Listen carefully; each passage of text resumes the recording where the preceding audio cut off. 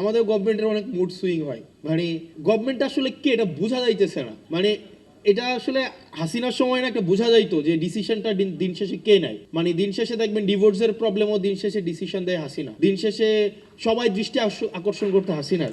তো এখন আসলে এই জায়গায় মানে ডিসিশনটা আমার কাছে মনে হইতেছে there are so many governments within the governments, আমার কাছে এটা মনে হইতেছে। মানে আমি নিশ্চিত না, কারণ এবং আপনি দেখবেন খুব শীঘ্রই এটা বলা হবে যে আমাদের প্রাইম মিনিস্টারকে এইচপিএমকে ভুল বোঝানো হয়। এখন ভুলটা বুঝায় কারা?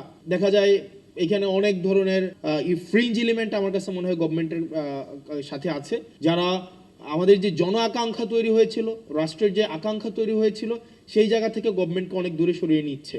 এবং এখানে আমাদের যে সংস্কারের ইনস্টিটিউশনাল আমাদের ইন্ডিপেন্ডেন্ট হওয়ার কথা ছিল, আমাদের জুডিশিয়ারি হচ্ছে ইন্ডিপেন্ডেন্ট হওয়ার কথা ছিল, আমাদের বিউরোক্রেসির জায়গায় হচ্ছে একটা মেসিভ একটা আমাদের এটা হচ্ছে রিস্ট্রাকচার হওয়ার দরকার ছিল, আমাদের পুলিশ সংস্কার কমিশন হওয়ার দরকার ছিল।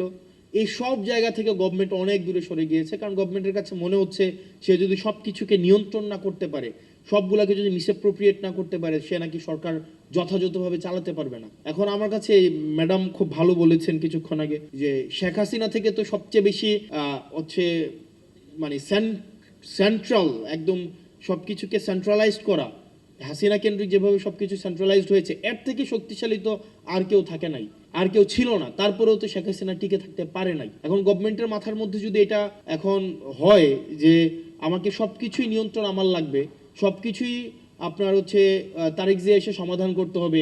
একদিন দেখলাম যে মিনিস্ট্রিতে কোনো এক এমপ্লয়ের ওনার ছেলে হারায় গেছে, এইটাও হচ্ছে এই জায়গায় হচ্ছে তারিক জিয়া হচ্ছে এই জিনিসটাকে সলভ করতে হয়েছে। তো এই জিনিসটা আমাদের জন্য কোনো সুখকর নয়।